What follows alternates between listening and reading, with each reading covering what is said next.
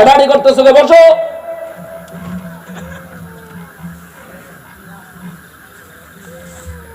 Video তুলতো সামনে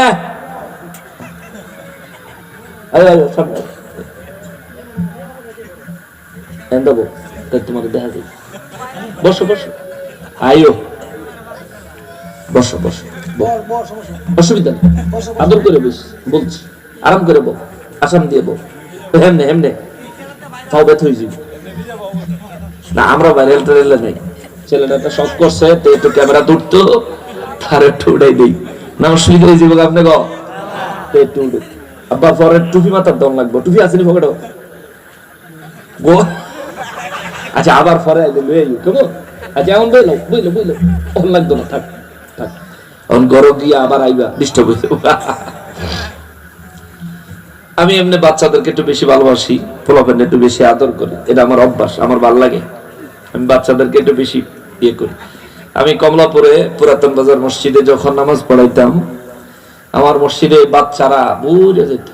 আমার মসজিদের কিন্তু কোনো মহল্লা ছিল না, এটা এমন সাইডে পড়ছে, একদিকে রেলওয়ের আইসিডি গেট যেখানে বিদেশ থেকে মাল সামান আসে, আর আরেক দিকে হইলো রেলওয়ের নার্সারি, অর্থাৎ এমন একটা জায়গাতে মসজিদ, এটার আন্ডারে কোনো মহল্লা নাই। কিন্তু আমার মসজিদে এত পোলাপাই নাই তো, বাচ্চারা এলে আদর করতাম যে, এই জন্য আসলে আমাদের উচিত এটাই, বাচ্চারা মসজিদে আসলে দুষ্টমি করলে ওদেরকে আদর করা উচিত। কিন্তু আমাদের দেশে কিছু মুরব্বীরা আছে, ফুলায় দুষ্টমি করলে লাড়ি দিয়ে দূরে ওরম করেন না। আপনাদের পরে কোন দিন আমার আল্লাহ এই জমিনকে টুকরা টুকরা করে ফেলবেন, আমার নবী রাহমাতুল লিল আলামিন বলেন ওই দিনটা হলো কিয়ামতের দিন, যেদিন ইসরাফিল ফেরেশতা বাঁশির মধ্যে ফু দিবেন, জোরে বলেন সুবহানাল্লাহ। ইসরাফিল ফেরেশতা যেদিন বাঁশিতে ফু দিবেন, ওই দিনটা হবে কিয়ামতের দিন। ওই দিন পর্যন্ত রব্বুল আলামিন যদি আমাদেরকে হায়াত দান করেন, তাইলে হয়তোবা নিজের চোখে পৃথিবী চুরমার ধ্বংস হয়ে যেতে দেখতে সৌভাগ্য অর্জন হতেও পারে। আবার যদি তার আগেই আমরা মারা যাই, তাইলে ওই কিয়ামত দেখা আমাদের পক্ষে সম্ভব না হলেও নবী রাহমাতুল লিল আলামিন বলেন প্রত্যেকটা মানুষের মউত যখন আসে, প্রত্যেকটা মানুষের মৃত্যুটাই হলো তার জন্য কিয়ামত, জোরে বলেন সুবহানাল্লাহ। প্রত্যেকটা মানুষের মউত হলো কিয়ামত। কারণ আমার নূর নবী রাহমাতুল লিল আলামিন বলেন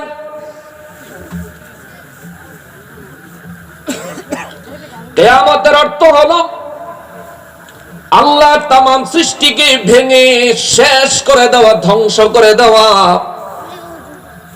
আর মানুষের মৃত্যু হলো তার দুনিয়ার জিন্দেগিকে ধ্বংস করে দেয়। মানুষের জীবনে যত আশা আকাঙ্ক্ষা রয়েছে ধ্বংস করে দেয়। মানুষের দুনিয়ায় যত সম্পত্তি আছে এই সম্পত্তির সাথে মালিকানা ধ্বংস করে দেয়। কিশোরগঞ্জে কোন মানুষ মারা গেলে এই মানুষের যত সম্পদ আছে এই সম্পদের মালিকানা মৃত ব্যক্তির নামে কি থাকে? জোরে বলেন থাকে। মারা যাওয়ার সাথে সাথে সম্পদের মালিক হয়ে যায় সন্তানেরা, মারা যাওয়ার সাথে সাথে সম্পদের মালিক হয়ে যায় ওয়ারিসেরা। এই জন্য আমার নূর নবী রাহমাতুল লিল আলামিন বলেন উম্মতিরা রে, কিয়ামত কেমন হবে দেখতে পারবে কি পারবে না তার জন্য তোমরা আক্ষেপ আর আফসোস করিও না রে উম্মত। তবে মনে রাখবা প্রত্যেকটা মানুষের মৃত্যু হলো তার জন্য কিয়ামত, মউত হলো তার জন্য কিয়ামত। যে মানুষ মৃত্যুর কোলে ঢলে পড়ে ওই মানুষের জন্য ওই দিনই কিয়ামতের দিন হিসেবে সাব্যস্ত হয়। নবী রাহমাতুল লিল আলামিন বলেন আমার রব্বুল ইজ্জত বলেন কিয়ামতের দিন পার হওয়ার পরে কিয়ামতে হাসরের দিন যেদিন চলে আসবে, আমার রব্বুল ইজ্জত বলেন ওয়াজা রাব্বুকা ওয়াল মালাকু সাফফা সাফফা, আওয়াজ করে বলেন আল্লাহু আকবার। রব্বুল আলামিন বলেন নবী গো, ও রাহমাতুল লিল আলামিন, বিশ্ববাসীকে জানিয়ে দেন ওয়াজা রাব্বুকা, যেদিন কিয়ামত বাস্তবায়ন হয়ে যাবে, হাসরের ময়দান যেদিন কায়েম হয়ে যাবে, হুজুর আপনি বিশ্ববাসীকে বলে দেন যা রাব্বুকা, আপনার প্রতিপালক ওই দিন হাসরের ময়দানে আগমন করবেন। জোরে বলেন আল্লাহু আকবার।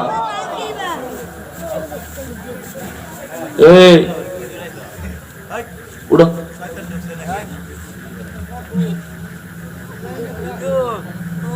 দুষ্টমি করুন যাব না, চুপ। রব্বুল আলামিন কালামে হাকিমের মধ্যে হাসরের ময়দান সম্পর্কে আমার আল্লাহ বর্ণনা দিচ্ছেন, যে বর্ণনাগুলো আজকে হয়তো শুনবেন, কিন্তু এই ঘটনাগুলো যেদিন ঘটবে সেদিন ওই ময়দানে আপনি এবং আমি, আমরা সবাই হাজির থাকব।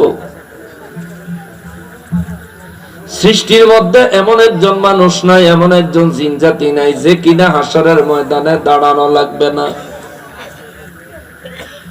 রব্বুল আলামিনের এমন একজন সৃষ্টিও নাই যে সৃষ্টিকে আমার আল্লাহ হাসরের ময়দানে দাঁড় করাবেন না। প্রত্যেকটা সৃষ্টিকেই আমার আল্লাহ হাসরের ময়দানে দাঁড় করাবেন।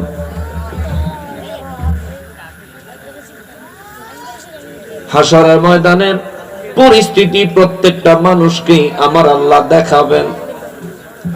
ওই দিন আমি আর আপনি নীরব দর্শক হতে পারবো না। ওই দিন আমার আর আপনার অবস্থা থাকবে অত্যন্ত ভয়ঙ্কর অবস্থা, ভয়ানক পরিণতি।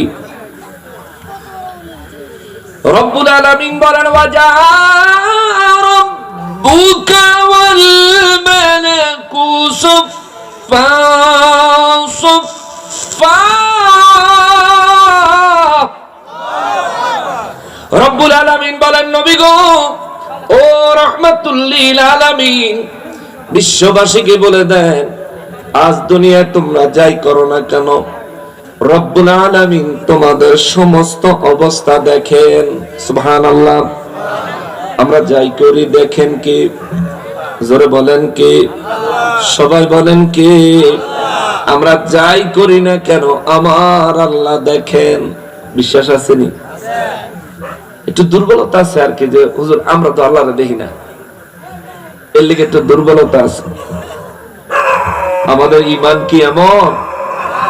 বলেন আমাদের ঈমান কি এমন? সব সময় আমাদেরকে দেখতেছেন কে? আমাদের প্রত্যেকটা কথা শুনতেছেন কে? জোরে বলেন না কে? রব্বুল আলামিন শুনতেছেন, দেখতেছেন। তিনি শুনবেন, তিনি দেখবেন।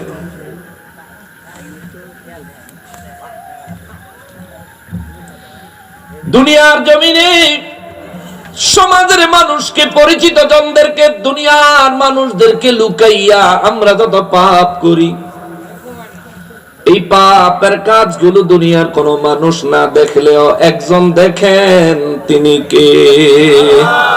আর জোরে বলেন না কে? ওই আল্লাহ আমাকে সব সময় দেখতেছেন, কিন্তু আমি আমার রবকে দেখতে পাই না। বিদায় আমি ঈমানদার হওয়া সত্ত্বেও দুনিয়ার মোহে পাগল পারা হয়ে গুনাহের মধ্যে লিপ্ত হয়ে যাই। অথচ রব্বুল আলামিনকে যদি আমি দেখতে পারতাম, যে কোনো পাপ করার সময় দেখতাম আমার রব আমার সামনে, আমার রব আমার সামনে, আমার রব আমার সামনে। কথা বলেন ঠিক কিনা? রব্বুল আলামিন বলেন নবী গো, ও নবী, পৃথিবীর জমিনে যারা পাপের মধ্যে নিজেকে নিমজ্জিত করে ফেলেছে, ওই দুনিয়ার সমস্ত মানুষদেরকে বলে দেন, জিন জাতিদেরকে জানিয়ে দেন, ওয়াজা রাব্বুকা, এই মানুষগুলোর সমস্ত কর্ম আমি আল্লাহ দেখি, কিন্তু মানুষগুলি আমারে দেখে না। কিন্তু হাসরের ময়দানে আমি রব্বুল ইজ্জত সবার সামনে আগমন করব। সুবহানাল্লাহ, আল্লাহু আকবার। হাসরের ময়দানে আমি রব্বুল ইজ্জত সবার সামনে আগমন করব। সেদিন এমন পরিণতি হবে গো নবী, দুনিয়ার মানুষ তো মুসিবতে ভয়ের কারণে ইয়া নফসি ইয়া নফসি রব্বি ইয়া রব্বি ইয়া নফসি বলতে বলতে হয়রান হয়ে যাবে। জিন জাতীয় এমন অবস্থায় পড়বে, মানুষের গুনাহ আছে, জিনেরও গুনাহ আছে, মানুষের নেক আছে, জিনেরও নেক আছে। নেক আর গুনাহের আমল মানুষও করে, জিন জাতীয় করে, কিন্তু ফেরেশতারা করে? ফেরেশতারা করে?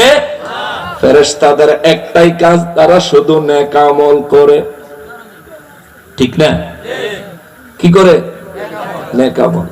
গুনাহ করে ফেরেশতারা? এই